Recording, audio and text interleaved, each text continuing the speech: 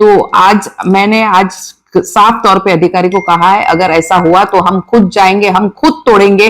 कायदा सुव्यवस्था की जिम्मेदारी भी आपकी होगी। हम हर जगह लेटर देके जाएंगे और ये कह के जाएंगे कि हमारा प्रशासन सक्षम नहीं है लोगों की इस तरह से रक्षा करने के लिए, इसीलिए हमें कायदा हाथ में लेना पड़ रहा है। नमस्कार आदाब, आप देख रहे हैं on record Mira Bhayandar. Mira road के शांति पार्क इलाके स्थित डॉन बॉस्को स्कूल के संचालकों के खिलाफ में मीरा रोड पुलिस थाने में धारा 354 यानी विनय भंग की धाराओं के तहत मामला दर्ज किया है।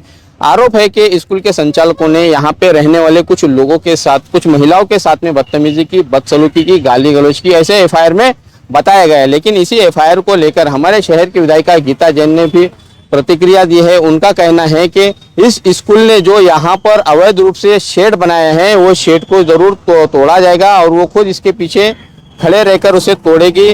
जरूरत पड़े तो वो खुद यहाँ पर आकर तोड़ेगी, ऐसा उनका बयान आया है एक मीडिया हाउस के माध्यम से। इस पूरे मामले में हमारे साथ में उसी स्कूल के संचालक अजित राजेंद्र खिंचा है, जिनसे हम जानने की कोशिश करेंगे कि ये क्यों पूरा मामला ऐसा गर्मा गया है। करीब 30 सालों से स्कूल चल रही है और आज ही क्यों इस वेदर शेड से एमएलए गीता जैन को तकलीफ हो रही है। जी क्या कहेंगे, पहले तो आप ये बताइए कि जो एफआईआर जो हुआ है वो एफआईआर क्यों हुआ है, क्या आपने ऐसा किया था कि पुलिस थाने में आपके खिलाफ में एफआईआर की गई? सर, मेरा आपके माध्यम से यही कहना है कि मैंने यहाँ पे कोई गलत एक्टिविटी मैंने कुछ किया नहीं है। मैं यहाँ पे स्कूल आज 30 साल से चला रहा हूँ और 30 साल से मेरी स्कूल यहाँ पे चल रही है। आज यहाँ पे 1600 बच्चे मेरे यहाँ पे पढ़ते हैं, जिसमें मैंने यहाँ पे सिर्फ यही किया कि सर आप जैसे देख रहे हैं कि मेरे पीछे आज शेड लगा हुआ है स्कूल का, जो बच्चों को धूप से और बारिश से बचाने के लिए मैंने रखा है। उसको तुड़वाने के लिए गीता जैन मैडम ने अपनी एड़ी से चोटी तक ताकत लगा के उसके पीछे पड़े हुए तोड़ने के लिए। और मुझे नहीं पता कि उनकी मेरी ऐसी कौन सी पर्सनल दुश्मनी है, मेरे बच्चों से क्या दुश्मनी है। आज 2 साल के, 5 साल के, 15 साल के बच्चे यहाँ पे मासूम पढ़ रहे हैं, जिनको वो हाथ धो के पीछे पड़ी है। आज आप जानते हो कि हीट वेव्स के मामले कितने आए हैं हर राज्य से, कि कितने बच्चे मरे हैं, कितने बुजुर्ग मरे हैं, कितनी औरतें मरी है। आज वो एक लेडीज होकर उसका सम्मान नहीं कर सकते हैं, नहीं वो जान सकते, और मुझे बोलते कि मैंने ऐसा कुछ अशब्द यूज किया है, तो बिल्कुल झूठ बोल। समय रोकूंगा सर आपको कि मैं एफआईआर पर आता हूँ कि जो एफआईआर आप लोगों पर की गई है वो एफआईआर में बताया गया कि आपने इसी सोसाइटी में रहने वाले कुछ महिलाओं के साथ में बदतमीजी की, बदसलूकी की। वो घटना क्या थी जो यहाँ पर घटी है और आपके खिलाफ में एफआईआर हुआ है? सर, ये चीज़ जो आप बता रहे हो एफआईआर मेरे खिलाफ जो हुआ, वो घटना घटी जरूर थी, मगर ये मेरे खिलाफ नहीं, ये उनके खिलाफ होना चाहिए, क्योंकि वो लेडीज मेरे यहाँ पे स्कूल में आके गाली गलौज मुझे दी है, मुझे मारने के लिए मेरे पे अटैक किया, मेरी ताई, मेरी टीचर्स पे अटैक किया उन्होंने। और जिस मैडम जिस चीज़ की बात करें कि बच्चों के सामने मैंने शब्द बोला है, उनके पास एक भी एविडेंस नहीं है। मैं जो भी चीज़ बोल रहा हूँ, मैं हर चीज़ का मेरे पास एविडेंस है, हर चीज़ की रिकॉर्डिंग है मेरे पास। और मेरे उस टाइम पे जब संडे की शाम की बात थी, संडे को यहाँ पे कोई बच्चा नहीं था, मेरे यहाँ पे शेड का काम चल रहा था, उनको गाली गलौज दी, धक्का मुक्की की। वो लेडीज आई थी वहाँ पे, डॉली, उसकी मम्मी, और वहाँ पे विनोद करके जो है वो लोग आके यहाँ पे धक्का मुक्की उन्होंने किया सर। जी जी। तो यहाँ पर भी पुलिस को किसने बुलाया था? पुलिस को 112 पे फोन करके मैंने बुलाया था सर। और ये जो एफआईआर हुआ है, इस एफआईआर के चलते फिर आपने कोई कानूनी पत्र व्यवहार किया है पुलिस प्रशासन से? मैंने हर जगह किया सर। मैंने मधुकर पांडे सर के ऑफिस से लेके, मैंने डीवाईएसपी साहब के से लेके, मैंने कनकिया जो अपने सीनियर ऑफिसर है उनको सबको मैंने दिया है। और उनसे गुहार रिक्वेस्ट ये लगाई कि सर जो एफआईआर मेरे पे हुआ वो बिल्कुल बेबुनियाद, बिल्कुल झूठा है, होना उन पे चाहिए, क्योंकि प्रूफ मेरे पास है। अगर मेरे खिलाफ एक भी एविडेंस मिलता है तो आप बेशक मेरे पे एफआईआर कर सकते हो आप।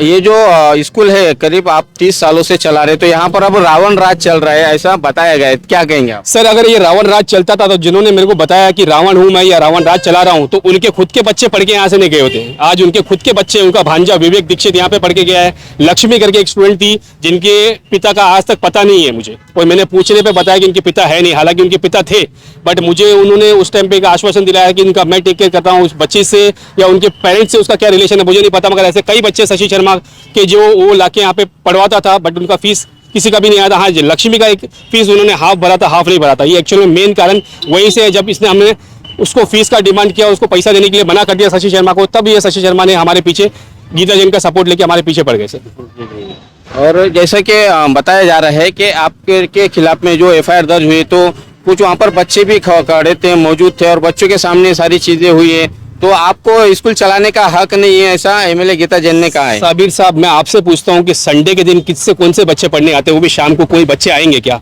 मैडम को इतना कानों का कच्चा नहीं होना चाहिए कि जो बोल दे वो सुन ले। आज वो एक आमदार है तो उनको उनका फर्ज बनता है कि हम दोनों पक्ष सुने, हम आंखों से देखें, उसके बाद हम बोले। आज मैडम जो मन में आया वो बोल के चले गए, उनको ये नहीं पता कि संडे के दिन शाम को कौन से बच्चे आते हैं यहाँ पे।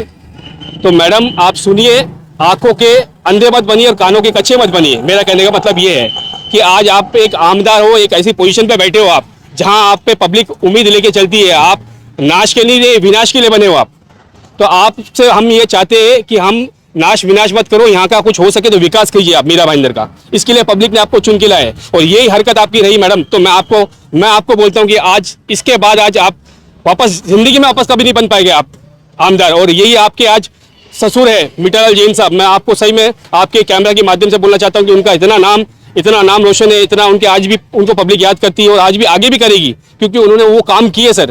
राजस्थान में भी किया है, हमने महाराष्ट्र में भी किया है, हमने मुंबई में भी किया है और आपको सबको पता है उन्होंने क्या किया। और आज ये गीता जैन मैडम ने सिर्फ और सिर्फ इनको ये काम आया तो सिर्फ तोड़ना या आज एक इंजीनियर जैसे जेंट्स आदमी पे हाथ उठाना, जहाँ पे उनको अपना वीडियो वायरल करना था उनको, कि मतलब ये बहादुरी का काम किया उन्होंने। एक जेंट्स को इंजीनियर को थप्पड़ मार रहे हो और वहां पे बता रहे हो कि वो तुम्हें शर्म नहीं आती छोटे छोटे बच्चों के साथ में। अरे मैडम तुम्हारे को शर्म आ रही है, तुम क्या कर रहे हो? आज हमारे बच्चों का तुम छपरा तुड़ा के कौन सी बहादुरी का काम कर रहे हो? आज सुबह सुबह 5 बजे तुम अपने यहाँ पे टीम को भेज रहे हो, 5 बजे सुबह संडे के दिन भेज के मेरा पूरा छपरा तुड़ा दिया। तुमने वो ताकत का काम किया। मैडम तुड़वाना है तो उनको तुड़वाइए जो यहाँ पे इलीगल काम कर रहे हैं, जो यहाँ पे इलीगल एक्टिविटी चला रहे हैं। मैं यहाँ शिक्षा का माध्यम है ये, यहाँ पे बच्चे 30 साल से पढ़ रहे हैं। 30 साल से मेरा रिजल्ट आप देखेंगे 100% रिजल्ट है मेरी स्कूल का और अच्छी से अच्छी पढ़ाई हुई। अगर अच्छी पढ़ाई नहीं होती तो जो मेरे पे आरोप लगा रहे हैं उनके बच्चे मेरे पास नहीं पढ़ते थे यहाँ पे। हम देख रहे हैं कि केवल आपके ही स्कूल को टारगेट किया जा रहा है। आपके स्कूल पे आपने जो छपरा जो बनाया है, जो शेड बनाया है, उसका भी आपने परमिशन लिया है जहाँ तक हमें जानकारी मिली है। क्या परमानेंट आपको परमिशन दिया गया है? उस परमिशन को पर भी ऑब्जेक्शन लिया जा रहा है एमएलए गीता जैन द्वारा। सर मेरे पास परमिशन है, मैं उसकी कॉपी आपको भेज चुका हूँ और चाहिए तो मैं आपको कॉपी दिखा दूंगा। मेरे पास परमिशन दी है बाकायदा नगर पालिका से, इसमें मेरा क्लियर दिया हुआ है कि मेरे को परमानेंट परमिशन मिला हुआ। मैंने कोई बाहर काम नहीं किया, मैंने सिर्फ यहाँ पे धूप और बारिश से बचने के लिए बच्चों के लिए मैंने वो किया है। उसके अलावा मैंने कुछ भी यहाँ पे इलीगल एक्टिविटी नहीं कर रहा हूँ मैं यहाँ पे।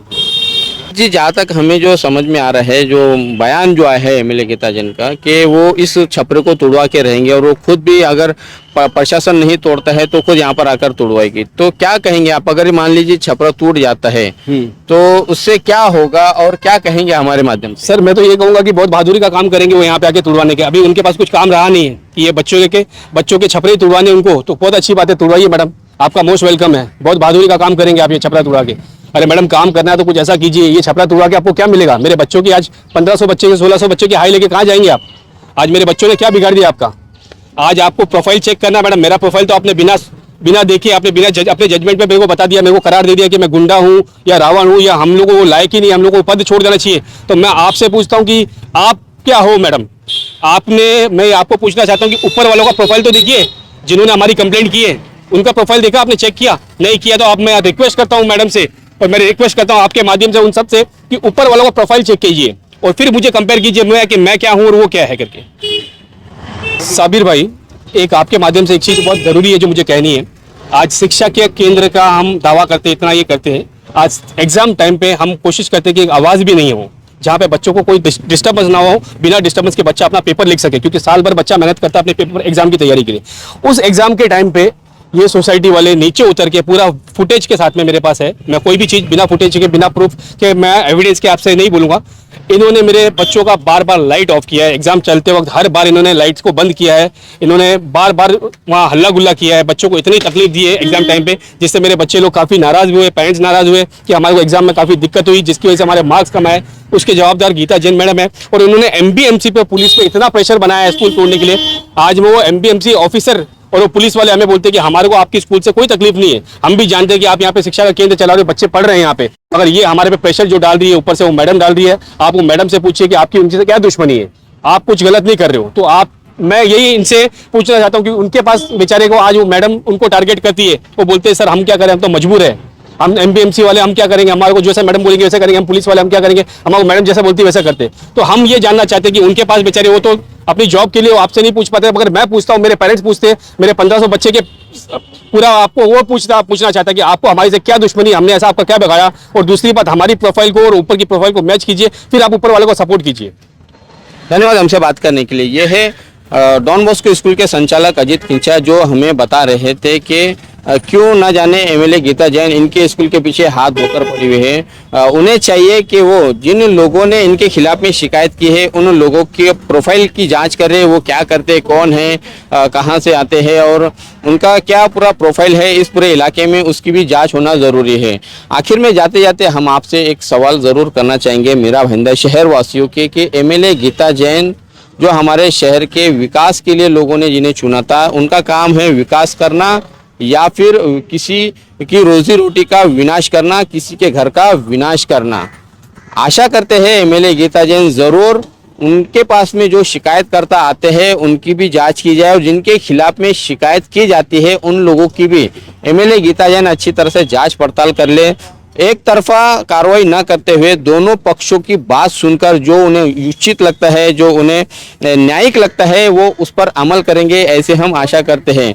आखिर में जाते जाते इन 1500 बच्चों के भविष्य के लिए, उनके राहत के लिए, उनके सुकून के लिए जो यहाँ पर छपरा लगाया है, क्या स्कूल ने गलत लगाया है, इसका जवाब भी हम जानना चाहेंगे हमारे शहर वासियों से। और जिसे एमएलए गीता जैन द्वारा तोड़ने की बात की जा रही है वो कहाँ तक उचित है, ये बात का भी हमें आप कमेंट पे जरूर जवाब दें। आप देख रहे हैं कैमरामैन आरिफ कुरैशी और साबिर शेख के साथ ऑन रिकॉर्ड मेरा भाईंदर। धन्यवाद।